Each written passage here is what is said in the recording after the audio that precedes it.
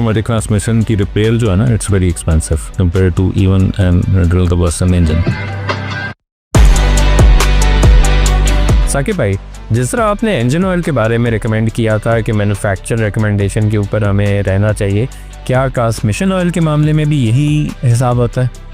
जी खुरम भाई, ट्रांसमिशन मुख्तलिफ टाइप्स की होती हैं। मैन्युफैक्चरर उसके मुताबिक आपको ऑयल की स्पेसिफिकेशन बताता है। स्पेसिफिकेशन में type of transmission and viscosity दोनों चीज़ें इंपॉर्टेंट हैं। ऑटोमेटिक ट्रांसमिशन सिंपल 80 जिसको बोलते हैं, कन्वेंशनल एक टाइप है, CVT एक टाइप है, DCT डुअल क्लच एक टाइप है। तो इन तीनों के फ्लूइड्स फ़र्क होते हैं। फिर मैन्युफैक्चरर जो है वो ट्रांसमिशन की टेस्टिंग जिस वक्त करता है तो वो फ्लूइड विस्कोसिटी कौन सी होनी चाहिए, क्वांटिटी कितनी होनी चाहिए, ये सब कुछ उसके मुताबिक होता है। तो उसमें ट्रांसमिशन के अंदर सील्स, गैस्केट्स, क्लचेस, जितने भी कंपोनेंट हैं तो ऑयल उसके मुताबिक होता है। तो इसीलिए स्ट्रिक्टली मैन्युफैक्चरर रिकमेंडेशन के मुताबिक रहना जो है ना, वही सेफ्टी है आपकी। क्योंकि ऑटोमेटिक ट्रांसमिशन की रिपेयर जो है ना, it's very expensive compare to even and drill combustion engine. तो अगर आपके पास CVT ट्रांसमिशन वाली गाड़ी है तो you should stick to CVT transmission fluid. उसकी टाइप जो है टाइप 2, टाइप 3 मुख्तलिफ तरीके से बताई जाती है। अगर DCT है तो आपको DCT फ्लूइड यूज़ करना है, ये इंटरचेंजेबल बिल्कुल नहीं हो सकते।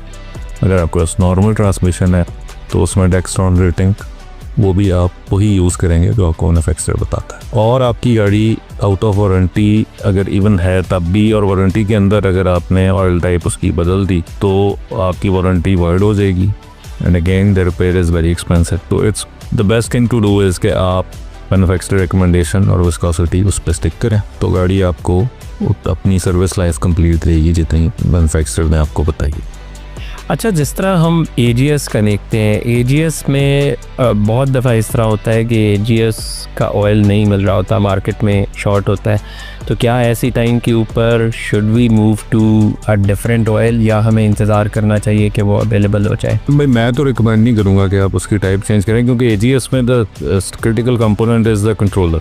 कि एक मैनुअल ट्रांसमिशन के ऊपर कुछ कंट्रोलर्स लगे हुए हैं जिन्होंने फ्लूइड से एक्टिवेट होना है और उसके बाद गियर चेंज होने। तो उसमें अगर उन्होंने आपको एक सिंगल वेट ऑयल बताया हुआ है, उसकी एक स्पेसिफिकेशन है, तो आप उसको डबल वेट पे नहीं लेके जा सकते। उसकी हीट रेजिस्टेंस भी फ़र्क है और उसकी विस्कोसिटी भी मैटर करती है। अदरवाइज ट्रांसमिशन में जर्क्स बड़ी नॉर्मल सी बात है। ये अच्छी रिकमेंडेशन नहीं हो सकती कि वक्ती तौर पे अगर वो चल भी जाएगी ना तो आपकी ट्रांसमिशन की लाइफ ज़रूर इफेक्ट होगी। तो it is better to wait and find the right oil. तो सिंगल वेट ऑयल हो सकता है ना मिले आपको आसानी से इस वक्त, लेकिन आहिस्ता आहिस्ता मुझे लगता है कि सप्लाई इसकी नॉर्मलाइज हो जाएगी। तो आपको वही ऑयल यूज़ करना चाहिए जो उन्होंने लिखा होगा।